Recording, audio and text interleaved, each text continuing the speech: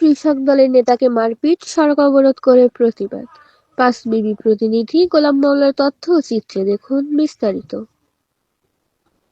জয়পুরহাটের পাঁচবিবি উপজেলার কুসুম্বা ইউনিয়নের ৯ নম্বর ওয়ার্ডের কৃষক দলের সাধারণ সম্পাদক মোহাম্মদ ইউসুফ আলীকে মারপিটের ঘটনায় সড়ক অবরোধ করে বিক্ষোভ মিছিল ও মানববন্ধন করেছেন স্থানীয় কৃষক দলের নেতাকর্মী ও এলাকাবাসী। পাঁচবিবি কামদিয়া সড়কের সালাইপুর বাজারে এই সড়ক অবরোধ ও বিক্ষোভ কর্মসূচি পালন করা হয়।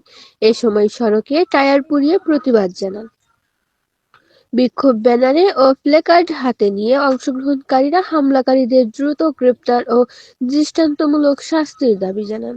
শত শত নারী পুরুষ খবর পেয়ে পাঁচবিবি থানা পুলিশ ঘটনাস্থলে পৌঁছে সড়কে যান চলাচল স্বাভাবিক করেন।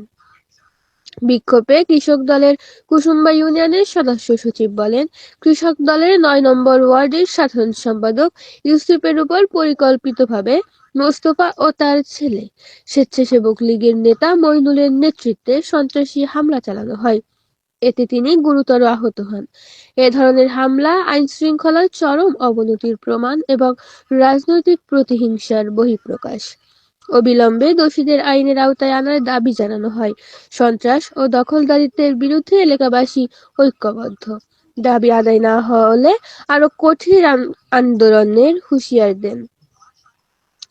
হামলায় আহত কুসুম্বা ইউনিয়নের ৯ নম্বর ওয়ার্ডের সাধারণ সম্পাদক ইউসুফ আলী বলেন, ছালাকুর ইউনিয়ন গ্রামের আশ্রয়ন প্রকল্পের মসজিদের মাহফিলের টাকা আত্মসাতের ঘটনাকে কেন্দ্র করে মোস্তফা ও তার ছেলে স্বেচ্ছাসেবক লীগের নেতা মইনুলের সন্ত্রাসী বাহিনী আমাকে মেরে পা ভেঙে দিয়েছে।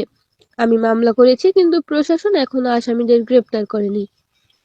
অভিযোগের বিষয়ে ছালাকুর গ্রামের মোস্তফার ছেলে মইনুল ইসলাম মুঠোফোনে বলেন, মসজিদের টাকা আত্মসাতের ঘটনায় আমি কিংবা আমাদের পরিবার কোনোভাবে সম্পৃক্ত নয়।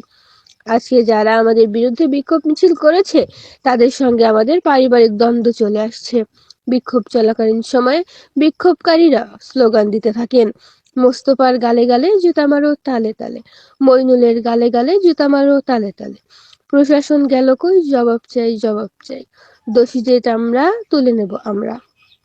পাঁচবিবি থানার ওসি তদন্ত মোহাম্মদ ইমায়েদুল হক বলেন, খবর পেয়ে ঘটনাস্থলে পৌঁছে সড়কে যান চলাচল স্বাভাবিক করা হয় এবং বিক্ষুব্ধ জনতার সঙ্গে কথা বলে পরিস্থিতি নিয়ন্ত্রণে আনা হয়।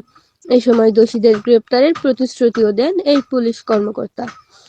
সারা দেশের আপডেট নিউজ পেতে উত্তরের নিউজের সাথেই থাকুন।